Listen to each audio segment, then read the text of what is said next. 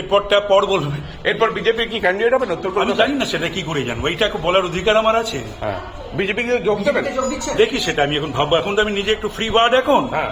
এখন আমার সঙ্গে 23-24 বছরের তৃণমূলের সঙ্গে যাবতীয় যে আমার সম্পর্ক, সেই সম্পর্ক ছিন্ন হলো। হ্যাঁ, আগামী দিনটায় আমি দেখবো, আমি ভাববো কি করব। ইদানিংকালে আমি তো বললাম, ইদানিংকালে যে এত এই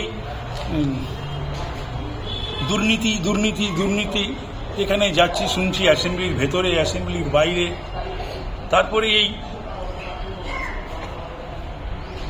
আমাদের এই যে ঘটনাটা ঘটল সন্দেশখালী, সেই সমস্ত ব্যাপারগুলো আমার মনকে খুবই নাড়া দিয়েছে। ব্রাত্য কুণালদের চেষ্টা ব্যর্থ, তৃণমূল ছাড়ার কথা ঘোষণা করেই একরাশ ক্ষোভ উগরে দিলেন তাপস রায়।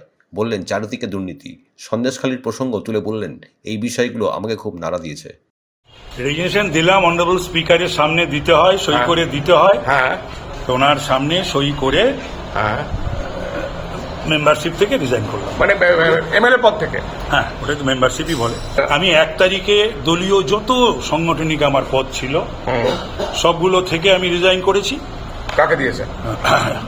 মাননীয় সুপ্রিমো হ্যাঁ, শ্রীমতী মমতা ব্যানার্জি, হ্যাঁ, অভিষেক ব্যানার্জি, হ্যাঁ, সুব্রত বক্সী, হ্যাঁ, এবং সরকারি যে সমস্ত পদগুলো আমার ছিল, হ্যাঁ, যেমন ডেপুটি চিফ গভর্নমেন্ট হুইপ, যেমন ছিল বিভিন্ন কলেজের গভর্নিং বডির প্রেসিডেন্ট, হ্যাঁ, সাগর দত্ত মেডিকেল কলেজের RKC চেয়ারম্যান, এগুলো সব আমি 1 তারিখেই আমি সমস্ত রেজিগনেশন পাঠিয়ে দিয়েছি।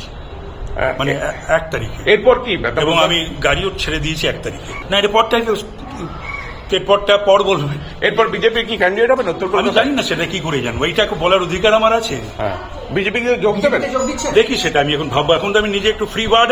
হ্যাঁ। এখন আমার সঙ্গে 23-24 বছরের তৃণমূলের সঙ্গে যাবতীয় যে আমার সম্পর্ক, সেই সম্পর্ক ছিন্ন হলো। হ্যাঁ, আগামী দিনটায় আমি দেখবো, আমি ভাববো কি করব। 52 দিন তো বটেই, একটু বেশি করে, তার আগের থেকেই ছিল, অনেক দিন ধরেই ছিল। কিন্তু ইদানিংকালে আমি তো বললাম, ইদানিংকালে যে এত এই দুর্নীতি দুর্নীতি দুর্নীতি, এখানে যাচ্ছি শুনছি অ্যাসেম্বলির ভেতরে, অ্যাসেম্বলির বাইরে, তারপরে এই